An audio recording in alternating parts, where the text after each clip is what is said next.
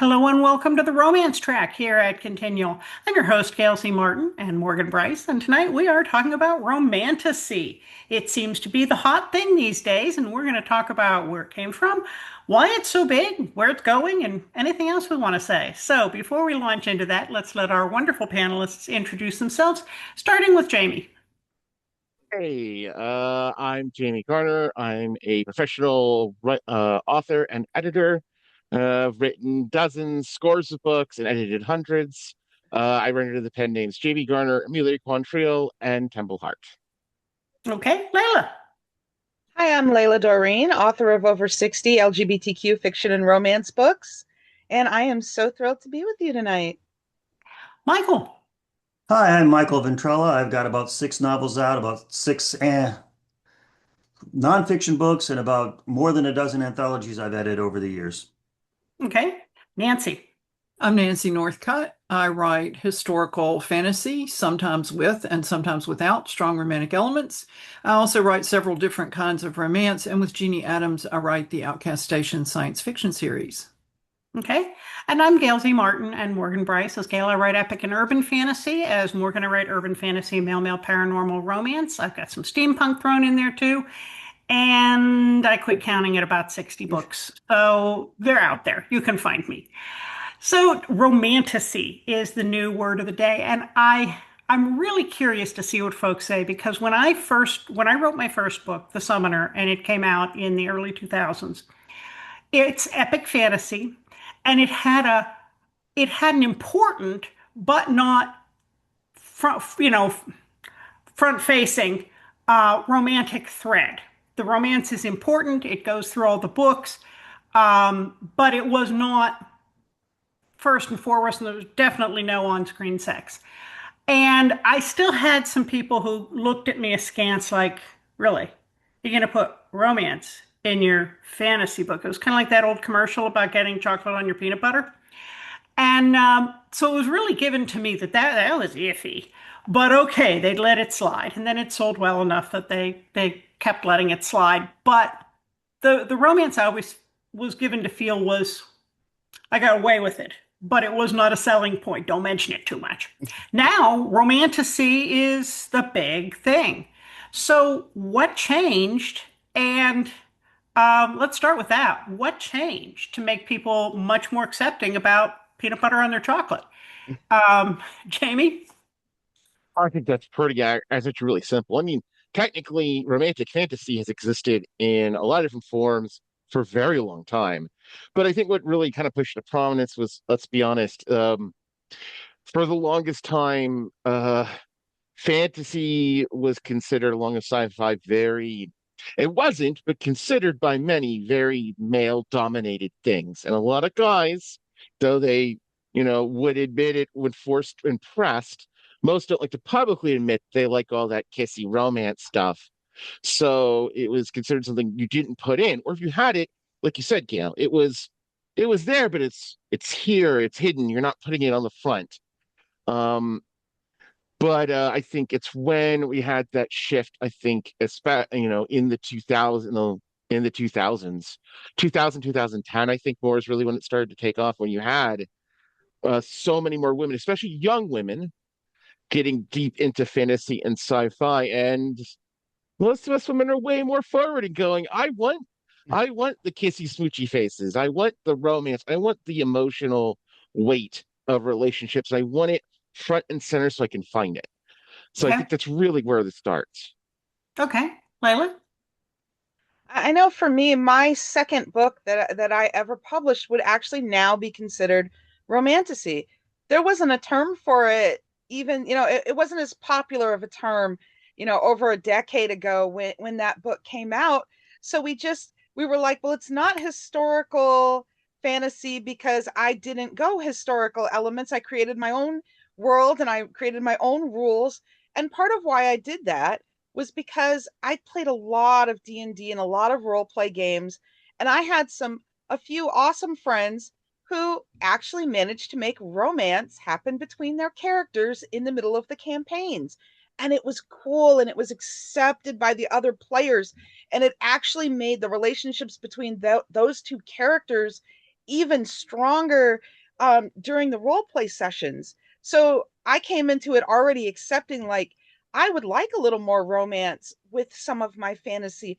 I would like to see with these long campaigns and these long quests how they actually bring those individual characters together or tear apart existing relationships when they have conflicts about how to solve problems. So I love to see those more included into books these days, and us having the term romantasy out there where we can actually be like, hey, yeah, we've got fantasy, we've got romance, and it fits together beautifully, and we're going to love it and we're going to embrace it. Well, clearly, our ancestors in those medieval times were getting it on, or else we wouldn't be here. So, kind of like you hate to think about your parents and your grandparents, but if nobody did anything, nobody else would be here. Michael? Well, I don't really write romantasy, although I love to read it. And I'm sort of like Gail in the sense that I do have some romantic elements in my books, but that's not front and center. That's not the point of the story. But lately I started reading light fantasy because that's what I write. And I was surprised that what I was reading was romantasy. I didn't realize it. And I went to the store one time, to the bookstore, and I said, well, I'm trying to find the third book in the India Home Holton's series. And he said, oh, yeah, it's over here in romance. And I went, it's in romance? It's a fantasy. He goes, no, it's a romance. Well, I had to admit, there is romance in it, obviously. And in fact, her books have a lot of sex in it, too, which is, that I don't necessarily read it for that purpose. I'm reading for the fantasy. But at the same time, these are people and they have emotions. And I want them to have emotions and I want them to have relationships. And so I'm enjoying it for that purpose as much as anything else. So I'm on this panel mostly as a reader of it as opposed to a writer of it. Okay, Nancy. Well, before I get into your question, I'd just like to say to Michael, I love those India Holton books too. And I understand why they're shelved in romance because it's such a strong, element in the story, like you said. Absolutely. But I think the change started to happen in the genre in the early 2000s. Jeffy Kennedy was writing fantasy with heavy romance. Not long after that, so was Amanda Boucher. And then Nalini Singh has been doing that since like the late 90s, the early 2000s. Her books are shelved in romance, but they are most definitely romantasy. The romance is the spine of the book, but there's a very intricate world built around it. And I think romance is a weird genre about things like that because if you write people with magic, if you said to a bookstore, I have this book about people with magic, they go, oh, well, that's in the fantasy section. But if it's a romance and people have magic in this world, it gets called paranormal by the romance industry. They don't call it fantasy romance. They generally called it, at least for a long time, fantasy romance only if it was set in an alternate reality. People with magic in this world are paranormal. People with magic in an alternate reality are fantasy. And they're still doing that. And it makes no sense at all to me, but there we are. And so romantasy kind of lets you blend the two without being quite so schizoid about it. Because like I do write books with heavy romance in them and they're an integral part of the book and the door is open. But a lot of people don't consider them romantasy because they're set in actual Earth historical periods. So it's just weird kind of the way things get divided up. But I think it was people writing fantasy romance set in another world or in an intricately developed contemporary world like Nalini Singh's or futuristic world that opened the door for, I think all of that and the popularity of that opened the door for romantasy as a genre to appear. Isn't that Oh, go ahead, Michael. part of the problem is categorizing things. Sometimes it's very hard to categorize a book and where to find it. If I found these books on my own, but if they had been in the romantasy section of the bookstore, I probably would not have looked there, is my point. And so you're probably missing some authors, but at the same time, vice versa, if you put it over in the fantasy section, there's some romance readers who would miss it, and they're missing some good stuff. I don't have a solution to that, but that's part of the problem, I think, is trying to categorize every single thing that comes out. And I've had that problem with one of my books where they didn't know how to categorize it. They didn't know where to sell it, and that's always a problem.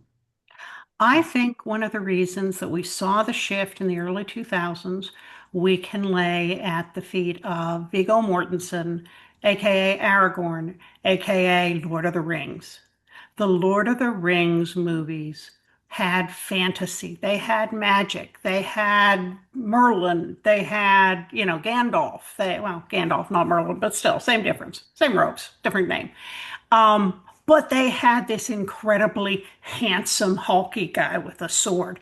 And there was a love story that went throughout the movies. And a lot of people who would probably never pick up a, Chihuahua killer sized epic fantasy like I used to write. They were 600 and some pages long and God knows how many words. Watched that movie, drooled over Viggo Mortensen, and said, yes, please. And then we also got Pirates of the Caribbean, which had some romance and swashbuckling and good looking guys, and several other fantasy movies that had some romantic elements. And I think that may have brought more of a female audience to some of the epic fantasy than had been there before, and loosened up the gatekeepers to say, hey, it's the best-selling movie. Who am I to argue with, box office? Let's give them what they want. Because the tide definitely seemed to change, and it was right in that early 2000s when those movies all came out. So I think they certainly played a part in changing the perception of both readers and the book publishing world. So what do you consider, what percentage in a book would you consider makes it romance versus fantasy versus romantasy? And then it's totally subjective. But Jamie? Oh, that means I don't think percentage is the best way to look at it. I mean, romance as a genre is dictated a lot by its tropes and its beats. And so I think it's more, and that's, I think, what determines where you kind of get that line between romance and strong romantic elements. There are elements of the romance beats that a romance reader is looking for that don't entirely line up with how a normal relationship might work at times. It's exaggerated. It's fine. It's totally fine. So I think it's how closely, I would say, really what determines the line between a fantasy with strong romance to romantasy is where you start to walk those lines of what the romance readers want, those specific beats. Um, but I think that, of course, requires a certain percentage of the book to say. But I think it's a little variable, especially because fantasy books like this are thick and chunky, and so you can hit all those romantic beats and still have a lot of plot and exposition. So I think it's the spirit that matters more than the percentage. Okay. Layla? I have to agree with Jamie here, and also something else that was said earlier, and I believe Jamie said it too. There were always those lines where sci-fi and high fantasy specifically was more set aside for the men, and then romance, would be and be called a lot of things that we won't say on the panel tonight. Those were relegated for women, and we all know mystery was another genre that was a men's genre, unless you were talking like the softer, like mysteries where it was more the cozy. The cozies were for the women, and they were everything was always put in these very finite little boxes. And so as the boxes started growing and they started overlapping, I think that's where once that overlap happens and those romantic elements become a strong part of the story, they become as much of a focal point as, solving, the quest, and they really are in there and obvious. That's when we get to romantasy. And those, boxes have never really been that far apart. It was just they weren't really accepted or welcomed or encouraged in the stories. But if you look at fan fiction dating all the way back to the late 1990s, when fan fiction was really, hugely on the rise, you will see a lot of romantasy coming up from the fan fiction world as people saw things like Aragon and in the Lord of the Rings and different movies, and they wanted those romantic elements. They were like, this is cool. I love the swashbuckling. I love the quest. I love the battles. But can we make this even more well-rounded and include those relationships as well and really show what happens when you've got a big chunky book like that with people who are together for long periods of time? Let's see all of that develop on the page. Let's that make that all part of the journey. Because let's face it, I mean, those of us especially who write romance, that journey from the meeting, which may not have gone very well and may even have been conflict or on opposite sides of a battle, watching that grow into a relationship and love and strong connection is as much of a journey as getting the ring into the volcano to melt. So Michael? I have to agree, obviously. I think to me, the key is the main point of the book, are these people going to get together? Or is the main point, here's the plot, and there's a subplot within, are they going to get together? And so, once more, I don't like categorizing things because I got my list of books I've read recently, and they don't all fit perfectly into that collection. I mean, T.J. Klune has some wonderful stories. There's romance involved, but that's not the main point of the story, for instance, although it's the main point of the character development. Um, I think part of the difference is that it's a younger generation that doesn't fall by the cliches that we grew up with, those of us who are older. There are younger girls who are reading and playing Dungeons and Dragons and doing all the things that when I was young, it was mostly the boys who did. So I think that's part of it too, society changing, making this stuff more appealable to a larger group of people, I guess I should say.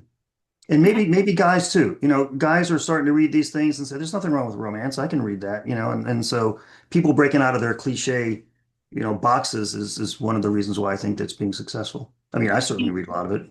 Teenage boys discovering there is on-page sex in a book their mother will buy. Oh, that's true too. Nancy? Well, in general, I agree with what everybody has said. For me, the balance needs to be something like 60-40 either way for it to qualify as a romantasy. And my perspective is shaped a little bit by having been a member of Romance Writers of America for a long time. And the credo in RWA was, it's not a romance unless the spine of the book is the romance.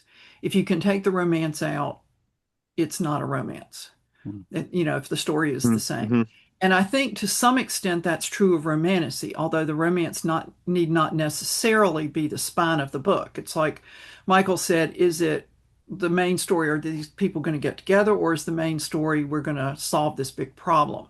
But if you put enough of the other elements in there, I think you get romantasy no matter where you start. And I also wanted to add something that I thought of after we finished the last round. But I think independent publishing had a lot to do with the rise of romantasy too, because people were writing 1000%. that and it was selling, and publishers were looking at it going, well, we want some of that pot.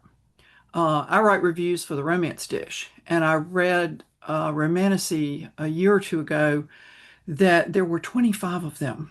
I'd never heard of it, but there were 25 of them, and New York had picked it up from Amazon. And the author, being not stupid, had apparently only given them the print rights and had kept the ebook rights.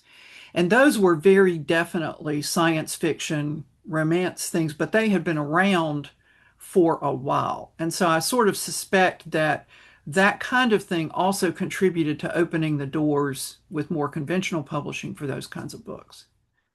Well, and I think there are a couple things going on here as well. We've mentioned epic fantasy a lot, but urban fantasy was on the rise from the 1990s on as well. And you had Buffy and Supernatural and Dresden Files. And so you had modern day with magic, with supernatural elements, and often romantic tension.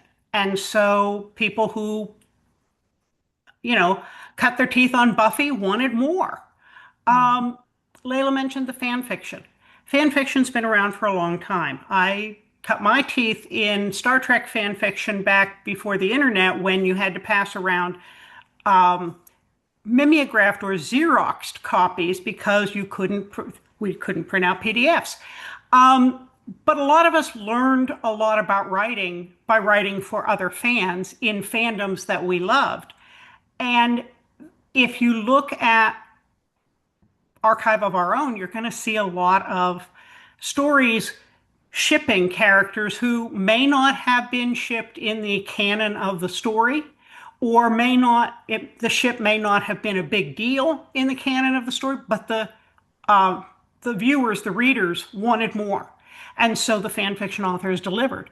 And some of these are certainly, book length and more, with thousands of reads. And again, I think, publishers look at this stuff and go, well, they're reading this stuff for free. I could get in on that. And authors go, I have a whole bunch, I've got a couple thousand fans. I bet I could sell this stuff. And whether they filed the VIN numbers off those stories and made them original work or just springboarded from what they learned into something totally their own, I think that's also definitely a stream that came into building the Romantasy piece. I've seen some, mostly on TV, or I've seen some romances that have kind of the stage dressing for the fantasy. They've got the costumes, they have the these and the thous, but it doesn't really go any deeper than that. But real romantasy, I think, as Nancy and several other folks have said, takes that fantasy element, whether it's modern day or medieval, very seriously and not just as window dressing. And I think that's another piece here that goes toward merging the two. Jamie, what's the hard part about writing romantasy? Well, I mean, the hard part always comes in the balance, honestly. It comes in the balance, like, because is the relationship and the build and all that still fulfilling? Is it being lost in the fantasy plots in the main in that part of the story? Is it over? Is that part of this is the fantasy part of the story being lost? Like you said, fantasy in name only, window dressing and some little bits, but it's really just pure romance. I think that's really where the difficulty comes in. Like, there are times when I have thought, well, writing songs and sorcerers, like, is this romantic enough? And having to be confident that it was, because all the romantic scenes punched me hard in the gut. So I guess it must be working. So really, I think that's the difficulty I always run into when whether I take each element too far to take it out of that sweet spot of what is romantasy. Okay, Layla? I think that, at least in my opinion, I've only written a handful, is getting that world building so that you have that feel of being in a completely different time, place, universe, getting that fantasy world. That's the first thing, because if you don't have that and you don't have the way it all works, you can't structure any kind of a story, let alone have the romance weave through it. So part of the world building in and doing that is often where I'll find the characters will pop up and be like, oh, okay, I've got these characters and they're tied, this character's tied to the Thieves Guild over here. This character's tied to this over here. And this is how they're all going to be, this is the skill set that they bring in. And so really having that world, that adventure planned, that setting for that romance to unfold in is really like the hardest part, because nailing that and making sure you've got your fantasy covered, that 60-40 that Nancy was talking about, got to have that covered first, and then let the romance unfold within what you've created so that all feels organic and it feels like it's specific to that time, that place, that situation, and that universe you made. Very good. Michael? The book I'm working on now is science fiction, so I don't think it'd fall into the romantasy category, even if I do add romance to it. I really don't have much to add since I don't write it, and I don't want to talk over these women who have a lot more experience than I do in that regard. Okay, Nancy. Well, I don't write it either, but I do read it and I write reviews of it for the Romance Dish. And what Layla was saying about get that fantasy world right, and that's the hard part, and she and Jamie were talking about that. I really wish everybody did that. Um, Yeah. there is a whole, I was so frustrated by a couple of the books I read that we ended up not reviewing them because I just said, I want to DNF this book. I'm fed up with it because the world building was sloppy. And I went online because I couldn't figure out how these books were selling with such shoddy world building. Whereas others that I've read have been just superb world building. And I look at it and I go, you mean the next book is not out yet? What's the matter with you? So, and I found on Reddit an exchange about world building in Romantasy.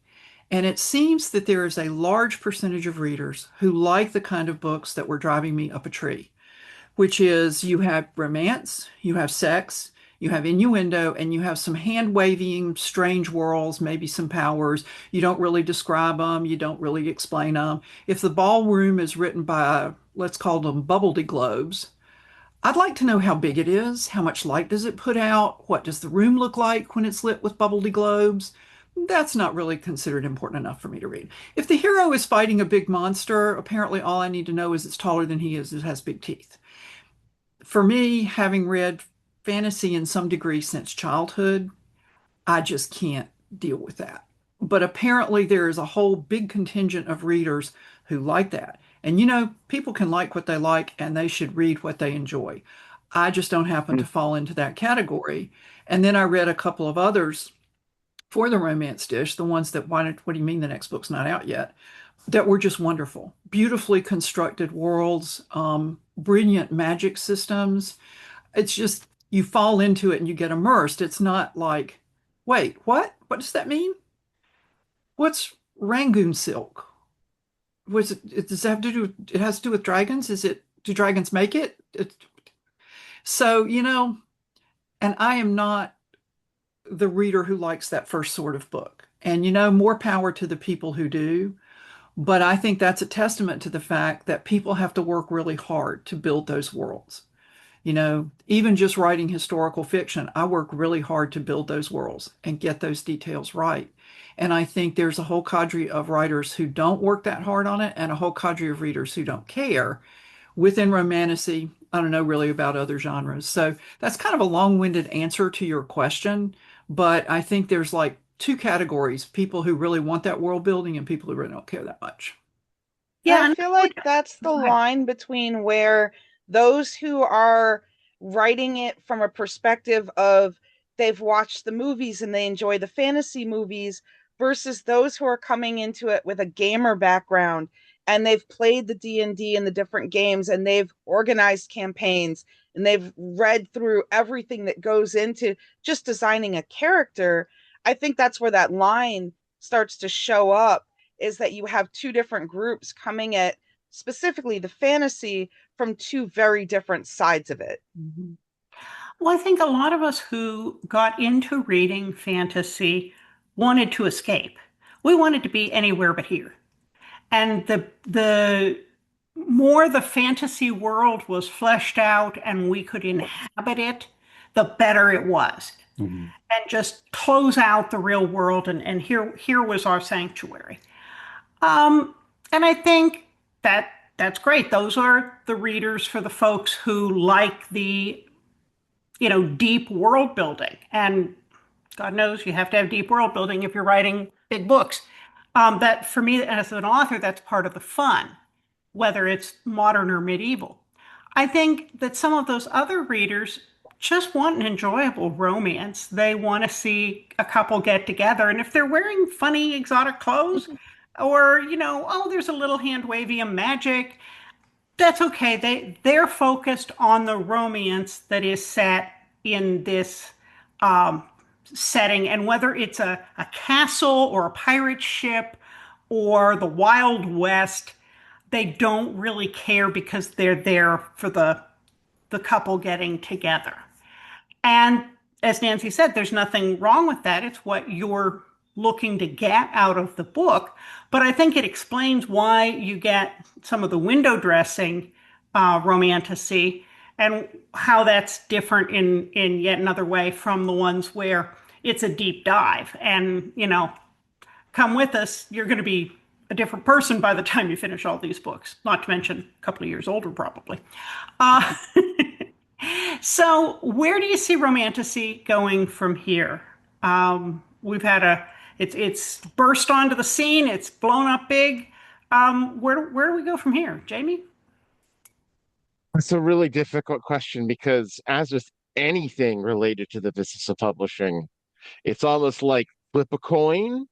Who will the zeitgeist continue? Will the audience mature and get more discerner, or will it continue to not really care? Will it grow? Will it shrink? It's so difficult to tell. If I were to make a guess, and this is a big guess from my experience in other like niche genres, the fact that it has hit hard in the traditional space in the last several years means it's likely probably going to keep this expansion for at least another 5 or 6 years before things have a chance of shifting just from inertia. But also, I think it's becoming a more universally popular thing. Again, the romance has always been part of the human condition, and thus combining more romance with more bigger genre fiction that people really love with the rise of nerddom and geekdom into the popular arena. I think it's really can only grow for quite a bit longer, and I don't think it's going to die like some other niche genre fusions. It's two genres that have been combined successfully. It's a really hard combination to split. I think we'll get some more specialized. Like I really think Romantasy is going to go into like honestly, I have one of my books. You almost can't call it a romantasy because it's modern and it deals with superheroes, not magic, but is in every other way a romantasy. It's a core romance plot primarily with the whole second world power system and all this other stuff. I think we're going to have romantasy kind of branching off into like sci fantasy and other sort of romantasy plus getting their own portmanteaus and their own sections where they're still kind of nebulous right now. Okay, Layla? I think we're going to see it continue on, maintaining and even growing. And I can see it hitting another growth spurt depending on how much further mainstream we get. Because it seems like we're getting so many things that are popping up that are having TV shows made and having movies made. And as that happens, it's going to draw more, just like with hockey romance, we've got people flooding to it now because it's all over the screen. And I think that in our kind of day and age that we're in, that because so many people are very digitally plugged in and they're not just reading, but they're watching, they're streaming, they're always looking for new shows and movies. And then you've got folks who are making, little indie films too. You can't forget like even here in the middle of nowhere where I'm at, we've actually got a film festival 40 minutes from me right down the road over here in Clear Lake. So, as independent, and I think that's the big thing too, as independent authors, we're really starting to create trends that the big publishers are seeing instead of vice versa, where, okay, we're following big publishing trends. It's like, no, we're doing what we want. And big publishing is like, ooh, wait a minute. Hold on. You got a bunch of people over there, like you said earlier, making money off of it and everything and gaining traction and gaining attention, and they're going to want a piece of it too, and as they get a piece of it, that's going to continue the growth Okay. forward. So I do think we have some growth period, some time where it's going to continue to expand. Okay. Michael, as a reader, what would you like to see more of? Well, I think what's important is that I got into this because of the fantasy element, not the romance element. And I think what's going to happen is you're going to get more people mixing it and finding it. And romance people are going to suddenly find fantasy. And hopefully they're going to go and they bought the book for the romance, but now they're interested in the fantasy part of it, which is just good for all of us, of course. So I think we're going to see more of an expansion of an overlap where you can probably start to sell. Well, you like fantasy? Try this one. Yeah, it's got romance in it, but it's still a fantasy novel you'll like. And you like romance? Well, try this. It's, it doesn't have as much romance, but it's got plenty of fantasy. That's how I got into it, and I think you're going to see more people like that. Um, Okay. and I can only see it growing. I mean, I prepared a list of what I read recently, and it's like, 12 books, 12 series, I should say, 12 authors that I'm really just poured through, and it falls in this category that I never would have found before if I hadn't started with the fantasy part of it. Okay. Nancy? Well, I agree pretty much with what everybody has said, but I'm cynical about the continued growth beyond the next few years in traditional publishing. Because I was a baby writer when Lynn Curlin published with Berkeley Stardust of Yesterday, which was the first ghost romance. And it took off like a skyrocket. And then houses were buying every ghost romance they could get their hands on. And some of them were really good, and some of them not so much. And the same thing happened with vampire romance. All of a sudden, there were vampires everywhere. And, some of those books were really good, and some of them were not. Some of them didn't have staying power. You look for those authors' names now, and they're not there anymore. So I sort of think right now, traditional publishing is glomming onto Romantasy, and they're buying as much of it as they can get. And there also seems to be a trend with them, whatever is selling big online, they want to pick that up. So that kind of crowds their list because they're still only going to publish so many books in a year. They are not going to publish unlimited books. So I think I would like to see it not hit a glut because I really love this genre. I think it's great, but I'm sort of afraid that 4 or 5 years down the road, when trad publishing starts buying everything they can get their hands on, it's going to turn off readers because you don't know whether it's going to be good or it's going to be less than you would want. And so kind of have mixed feelings about it. Okay. Well, folks, this has been a fantastic discussion, but we're almost out of time. So very Hmm. quickly, let's go around and let everybody say where we can find you online. And if you have a new, recent, or upcoming book, very briefly, let us know what it is. Jamie? Well, so I'm Jamie Garner. As I said, I've written a couple different pen names. You can find me most easily at my website, jbgarnerwrites.com. I'm also JB Garner Writes on most social media, Facebook and Blue Sky, most active on. And my most thing, if you're looking for romantasy, would be Songs and Sorcery. It's the first book of the Tales of the Wall City series. It is a film noir romantasy. So murder mystery plus fantasy plus romantasy. Very good. Layla? You can find me at Layla Dorine, author at Wix.com, Rainbow Lyrics and Mellow Mushrooms, Facebook, Instagram, and Blue Sky. My latest release, Pining for Pain, is part of the Rawhide Ranch series, released last month, and I have a release coming Friday, Prickly Ever After, which is Wolverine and Hedgehog Shifters. Very cool. Michael? I'm michaelaventrella.com or michaelventrella.com, either one. I haven't really had any novels out recently, although I had a novelette out about last year, which was a sort of a cryptid story, which is kind of interesting. My last novel was called Big Stick. It was a Teddy Roosevelt, Mark Twain steampunk adventure.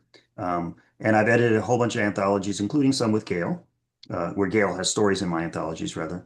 But if you go to michaelventrella.com, you can find all my stuff. Okay. Nancy? My next novel release will be later in the summer, and it's The Speaker for All, which is a novel in the Outcast Station science fiction series. You can find information about me and my work at my website, nancynorthcott.com. I'm on Blue Sky, Facebook, where I have a reader hangout that's kind of loosey-goosey in the way we run it, and I'm some variation of Nancy Northcott on pretty much all social media. Okay. I'm pretty easy to find at gailzmartin.com, morganbrice.com. If you spell those right, you'll find me on pretty much all the major social media.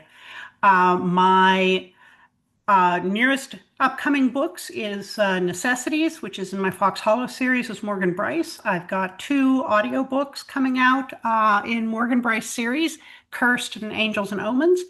And the most recent Gail Z. Martin book was Sinistrom, which is in my Night Vigil series, but there's a lot more in the pipeline, so stay tuned. Well, hey, folks, thank you so much for being absolutely wonderful panelists. And thanks to all of you for watching and listening. There will be more romance coming up on Continual, so we'll see you online.